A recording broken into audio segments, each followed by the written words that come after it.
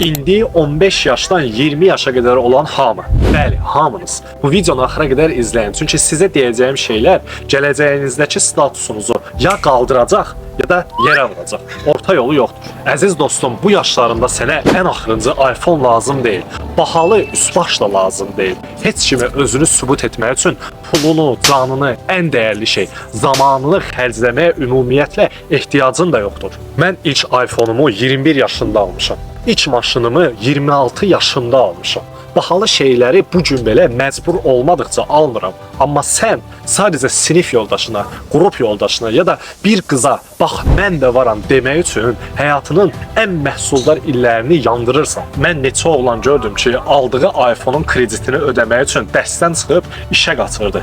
Neçə qız gördüm ki, çöldə brend geyinib, amma evdə geyindiyi paltar ilə mağazaya getməyə də utanırdı. Niyə? Çünki özlərinə görə deyil, başqalarına görə oynayırdılar. Sənə sadə bir həqiqət deyim. Bu yaşda olmadığın biri kimi görünmək axmaqlıqdır. Tam mənası ilə axmaqlıqdır. Mən ilk bahalı əşyalarımı yalnız nəqd ödəyə biləcək gücüm olanda almışam. Heç bir kredit, heç bir borc, heç bir özümü sübut edim dərdi olmadım. Bugün sənin həsrətlə gözünü tikdiyin o axırıncı model iPhone-dan 5 dənə birdən ala bilərəm. Niyə? Çünki 15-20 yaşında mən vaxtımı və pulumu başqa insanlara görə yox, özümə xərcləmişəm. Beynimi, biliklərimi böyütmüşəm, imkanımı artırmışam. Nəticədə indi sən kreditlə aldığın şeyləri mən nəqd alıram. Bir şey yadda saxla, heç kimə maraqlı deyil sən hansı telefonu işlədirsən, heç kimə maraqlı deyil hansı brendi geyinirsən, heç kimə də maraqlı deyil özünü kimə sübut etməyə çalışırsan. Amma bir gün